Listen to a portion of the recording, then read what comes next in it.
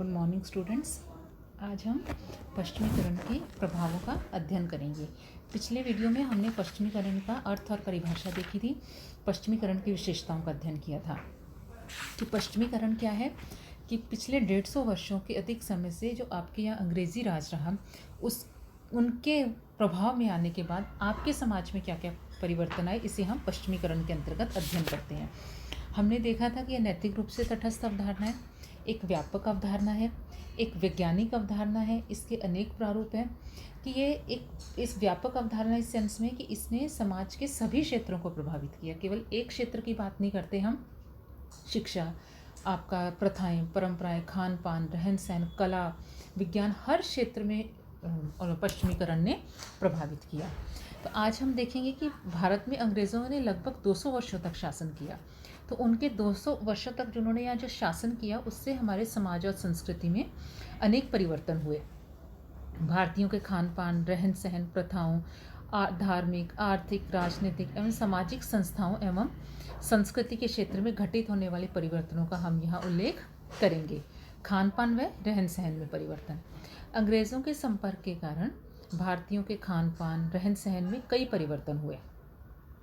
हमारी जो परंपरात्मक व्यवस्था में, उसमें ब्राह्मण एवं उच्च वर्ग के व्यक्ति शाकाहारी थे। वे मांस मदिरा का सेवन नहीं करते थे, इसे वो बहुत अपवित्र मानते थे। इस प्रकार वे कंदमूल, आलू, लहसुन, प्याज, चुकंदर आदि का प्रयोग वे नहीं करते थे।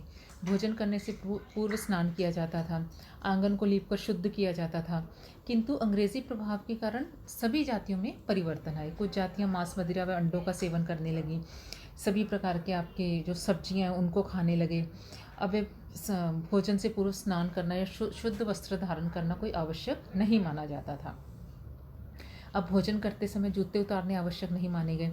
होटलों व जलपान गृहों में बना भोजन, चाय, कॉफ़ी, बिस्किट, केक, आइसक्रीम आदि का लोग सेवन करने लगे, जिनसे पहले परहेज रखा जाता था। सिगरेट आदि का पीने का प्रचलन हमारे यहाँ बढ़ा। पहले हमारे यहाँ लोग धोती कुर्ता पहनते थे। अंग्रेज़ों के आगमन के पश्चात पैंट, कोट, शर्ट, टाई का प्रचलन बढ़ा। पहले महिलाएं लहंगा और साड़ी पहनती थी, अब आपके यहाँ जीन्स, मैक्सी, गाउन, इनका भी प्रचलन हमें देखने को मिलता है। तो इस तरह हमने देखा कि अंग्रेज़ों के आगमन के बाद आपके रहन सहन और खान पान में परिवर्तन हुआ। सामाजिक जीवन और संस्थाओं में भी परिवर्तन हुआ। पश्चिमीकरण के कारण भारतीयों के सामाजिक जीवन और संस्थाओं में भी अनेक परिवर्तन घटित हुए। जाति प्रथा, संयुक्त परिवार प्रणाली, विवाह, स्त्रियों की स्थिति आदि में हमारे काफ़ी परिवर्तन हुआ। जाति प्रथा, जो अंग्रेज़ों के आने से पूर्व जो आपका जाति प्रथा का था, हमारे समाज में बहुत कठोर रूप पाया जाता था। व्यक्ति की जन्म से लेकर मृत्यु तक के कार्यकलापों का निर्धारण जाति ही करती थी। किंतु जब अंग्रेज़ भारत में आए तो उन्होंने यहाँ बड़े बड़े उद्योगों की स्थापना की, औद्योगिकीकरण व नगरीकरण की नींव रखी। यातायात एवं संचार के नवीन साधनों जैसे रेल, बस, रिक्शा, ट्राम, जहाज, वायुयान, सड़कें, डाक, तार, टेलीविज़न, अखबार आदि से भारतीयों को भी परिचित कराया। अब विभिन्न जातियों के व्यक्ति एक ही कारखाने में साथ साथ काम करते थे, रेलों में साथ साथ यात्रा करने लगे। इससे छुआछूत कम हुई। हमारे यहाँ जो जातीय उच्चता और निम्नता की भावना जो बहुत अधिक प्रबल थी समाज में, वो उसमें शिथिलता आई। एक जाति के व्यक्ति दूसरी जाति के व्यवसाय को भी करने लगे। अंतरजातीय विवाहों का प्रचलन बढ़ा। औद्योगिकीकरण आने से वर्ग व्यवस्था आई, तो आपका जाति प्रथा के बंधन कम हुए। और अब जो आपका जजमानी प्रथा समाप्त हुई और पैसे देकर दूसरी जातियों की सेवाएं खरीदी जाने लगी। व्यक्ति का मूल्यांकन अब जाति के आधार पर नहीं वरन उसके गुणों के आधार पर होने लगा। खान पान संबंधी जातीय निषेधों में कमी आई तथा जाति पंचायतों का महत्व घटा। पश्चिम के वैधानिक एवं समानता के मूल्यों ने जातीय भेदभाव को कम और समानता के विचारों का प्रसार अधिक किया। विवाह में परिवर्तन। परंपरागत हिंदू समाज में एक व्यक्ति को अपनी ही जाति में विवाह करना होता था। विधवाओं को पुनर्विवाह की स्वीकृति नहीं थी तथा बाल विवाह का प्रचलन अधिक था। बहुविवाह, कुलीन विवाह तथा कन्यादान की प्रथा थी और विवाह को एक धार्मिक संस्कार माना जाता था तथा तलाक का प्रचलन नहीं था। विवाह में सपिंड, सप्रवर के नियमों का पालन होता था। किंतु पश्चिम के विचारों, मूल्यों और आदर्श ने विवाह के नियमों में भी कई परिवर्तन हुए। बाल विवाह कम हुए, क्योंकि उस समय आपके बाल विवाह निरोधक कानून कई समाज सुधारकों के प्रयत्नों से पारित हुआ। विलंब विवाह होने लगे। विधवाओं को पुनर्विवाह की छूट मिली। आपके जो और विवाह को लेकर जाति संबंधी जो नियम थे उनमें भी शिथिलता आई। तो आपके विवाह में बहुत अधिक हमें परिवर्तन देखने को मिले। परिवार व्यवस्था में परिवर्तन हुआ। भारत में अंग्रेज़ों के आने से पूर्व संयुक्त परिवार ही परिवार का प्रमुख स्वरूप था, जिसमें 3-4 पीढ़ियों के व्यक्ति एक साथ रहते, भोजन व पूजन करते तथा जिनकी संपत्ति सामूहिक होती थी और जिसका संचालन परिवार का वयोवृद्ध व्यक्ति करता था। किंतु पश्चिमीकरण के प्रभाव के कारण परंपरात्मक संयुक्त परिवार प्रणाली में परिवर्तन हुआ। पश्चिम ने भारतीयों को व्यक्तिवाद, भौतिकवाद, अस्तित्ववाद और समानता के विचारों से परिचित कराया। फलस्वरूप परिवार के सदस्यों ने व्यक्तिगत अधिकारों एवं कर्ता के नियंत्रण से स्वतंत्रता की मांग की। दूसरों के लिए त्याग व बलिदान के स्थान पर लोगों में व्यक्तिगत स्वार्थ की भावना पनपी। इन सभी के सामूहिक प्रभाव के कारण संयुक्त परिवार पर विपरीत प्रभाव पड़ा और वे टूटने लगे तथा पति पत्नी और बच्चों से निर्मित एकल या छोटे परिवारों का प्रचलन अधिक बढ़ा। स्त्रियों की स्थिति में भी परिवर्तन हुआ। पश्चिम के प्रभाव के कारण स्त्रियों की परंपरात्मक सामाजिक स्थिति में परिवर्तन हुआ। स्त्रियों को भी शिक्षा दी जाने लगी। इससे उनका मानसिक विकास हुआ। वे पश्चिम के साहित्य के द्वारा मूल्यों और आदर्शों से परिचित हुई और उनमें जागरूकता आई। स्त्रियों की स्थिति को सुधारने के भी अनेक प्रयास हुए। सती प्रथा का अंत हुआ, बाल विवाह कम हुए, विधवा विवाह प्रारंभ हुए। तो इस तरह हम देखते हैं कि हमें स्त्रियों की परिस्थिति में भी परिवर्तन देखने को मिलता है। धार्मिक जीवन में परिवर्तन। अंग्रेजी शासन से पूर्व भारत में अनेक धार्मिक कर्मकांड प्रचलित थे। तो सती प्रथा, बाल विवाह, जाति प्रथा, देवदासी प्रथा, छुआछूत आदि, मानव बलि प्रथा, मृत्यु भोज आदि कई बुराइयां का हमारे यहाँ कुप्रथाएं थी और इन सभी की पुष्टि धार्मिक आधार पर की गई थी। पाश्चात्य शिक्षा के प्रभाव एवं ईसाई धर्म के प्रचार के कारण इन धार्मिक बुराइयों की समाप्ति के लिए प्रयत्न किए गए और अनेक धार्मिक व सुधारवादी आंदोलन भी हुए, जिनके परिणाम स्वरूप बहुत कुछ सीमा तक धार्मिक बुराइयां भी समाप्त हुई और धर्म में रूढ़िवाद का अंत हुआ। राजनीतिक जीवन में परिवर्तन। अंग्रेज़ों के आने से पूर्व भारत में रियासतें तथा राज्य रजवाड़े थे।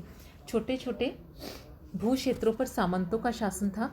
प्रत्येक गांव में एक ग्राम पंचायत होती थी जो गांव का शासन संबंधी कार्य करती थी। शासन कार्य में धार्मिक नियमों का पालन किया जाता था। प्रत्येक सामंत के शासन के अपने अपने नियम थे। इस प्रकार अंग्रेज़ों से पूर्व भारत प्रशासनिक दृष्टि से कई टुकड़ों में बटा हुआ था और सामंती लोग परस्पर युद्ध किया करते थे। किंतु जब भारत में अंग्रेज़ों का राज्य स्थापित हुआ तो उन्होंने एक भारत का राजनीतिक एकीकरण किया और एक केंद्रीकृत शासन व्यवस्था को जन्म दिया। साहित्य के क्षेत्र में परिवर्तन। पश्चिमीकरण का भारतीय साहित्य पर भी प्रभाव पड़ा, क्योंकि अंग्रेजी साहित्य विश्व प्रसिद्ध समृद्ध साहित्य है। अंग्रेजी भाषा के द्वारा भारतीय विद्वान विश्व के अन्य साहित्यकारों के बारे में जानकारी प्राप्त करने में समर्थ हुए और हिंदी तथा अन्य प्रांतीय भाषाओं के साहित्य भी समृद्ध हुए। अंग्रेजी भाषा के अनेक शब्दों का प्रयोग भारतीयों द्वारा भी किया जाने लगा। ललित कला के क्षेत्र में भी परिवर्तन हुआ। ललित कला में हम स्थापत्य कला, चित्रकला, नृत्य और संगीत कला में परिवर्तन को देखते हैं। स्थापत्य कला में परिवर्तन कैसे हुआ? अंग्रेज़ों द्वारा भारत के प्रमुख नगरों में भवन निर्माण का कार्य करवाया गया, जिसमें गॉथिक, रोमन, विक्टोरिया युग की आर्किटेक्चर का प्रयोग किया गया। कोलकाता का विक्टोरिया मेमोरियल पाश्चात्य स्थापत्य कला का एक उदाहरण है। उदयपुर, जोधपुर, बीकानेर, मैसूर, दिल्ली आदि में कई इमारतें और मंदिरें भी भारत और पाश्चात्य कला दोनों का हमें मिश्रण देखने को मिलता है। मुंबई तथा कोलकाता में भी आपको ऐसी कई इमारतें देखने को मिलेंगी जहां पर कि आपको नवीन ढंग के भवन के चित्रों व नमूनों को प्रस्तुत किया गया। चित्रकला के क्षेत्र में हम देखें तो ब्रिटिश शासकों ने भारत में शिक्षा के साथ साथ कला केंद्रों की भी स्थापना की, जहां पाश्चात्य परंपराओं के अनुसार ड्राइंग, मॉडल व चित्र आदि बनाने का प्रशिक्षण दिया जाने लगा। इसका प्रभाव भारतीय चित्रकला पर भी पड़ा और चित्रकला के क्षेत्र में भारतीयों में एक जागृति पैदा हुई। E.B. हैवेल ने भारतीय चित्रकला का पुनर्निर्माण किया। 1903-4 में रविंद्रनाथ टैगोर ने पाश्चात्य एवं भारतीय कला शैली के मिश्रण से एक नवीन शैली तैयार की, जिसे बंगाल शैली कहा जाता है।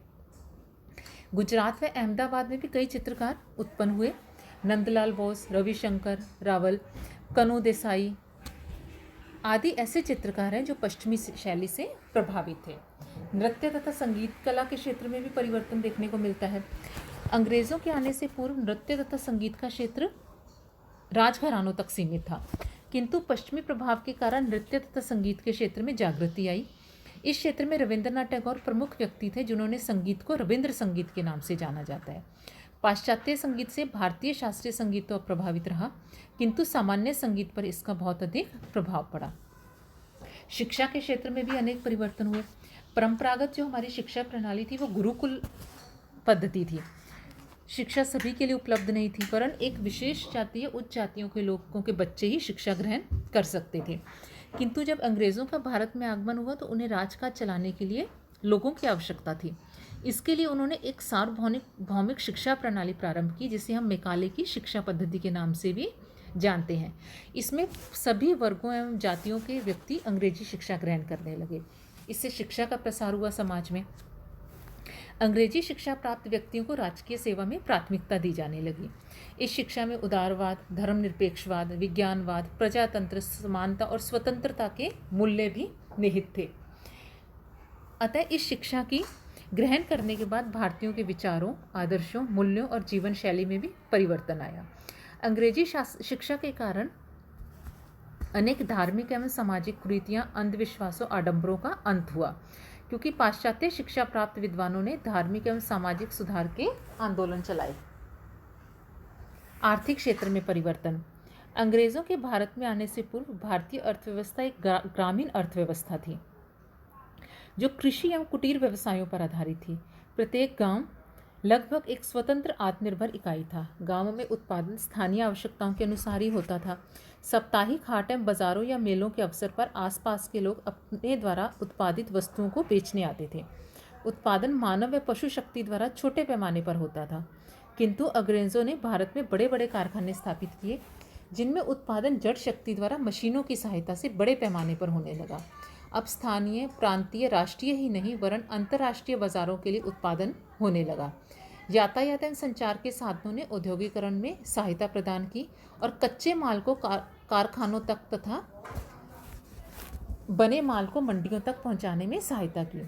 औद्योगिकीकरण के कारण कुटीर व्यवसाय नष्ट हुए, क्योंकि गृह उद्योगों में बना माल मशीन से बने माल का मुकाबला नहीं कर सका। औद्योगिकीकरण के कारण अंतर्राष्ट्रीय व्यापार में वृद्धि हुई। कृषि में भी आधुनिक यंत्रों, खाद व बीजों का प्रयोग होने लगा, जिससे उत्पादन बढ़ा।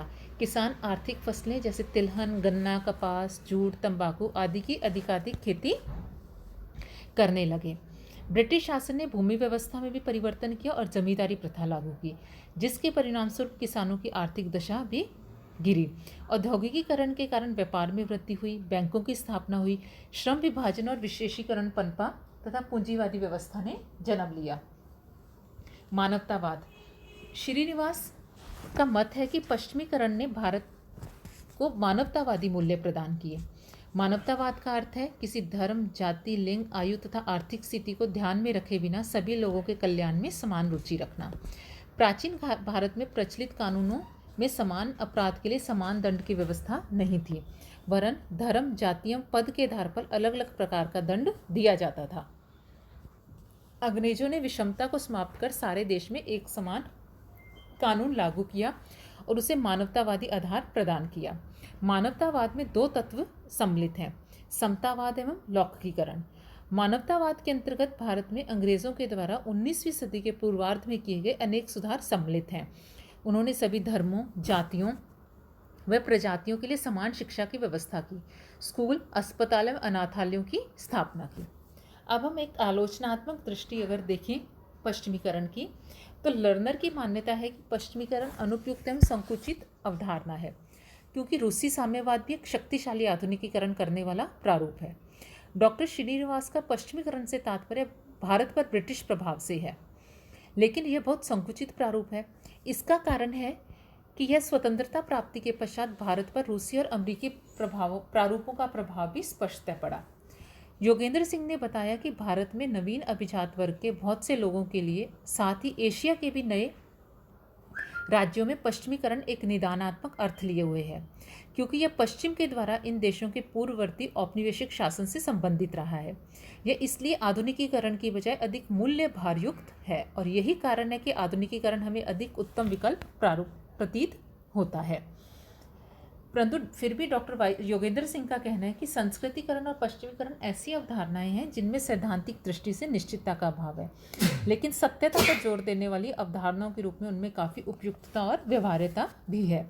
ये अवधारणाएं अनुभविक अवलोकनों पर आधारित हैं और सांस्कृतिक परिवर्तनों के कई पक्षों के संबंध में अंतर्दृष्टि प्रदान करती हैं। ये अवधारणाएं सांस्कृतिक परिवर्तन का ही विश्लेषण कर पाती हैं, परंतु सामाजिक संरचना में होने वाले परिवर्तनों की ये व्याख्या नहीं करती। परंतु यदि हम देखें तो एम.एन. श्रीनिवास ने भारतीय समाज में सांस्कृतिक परिवर्तनों की एक विशद और विस्तृत व्याख्या प्रस्तुत की। धन्यवाद।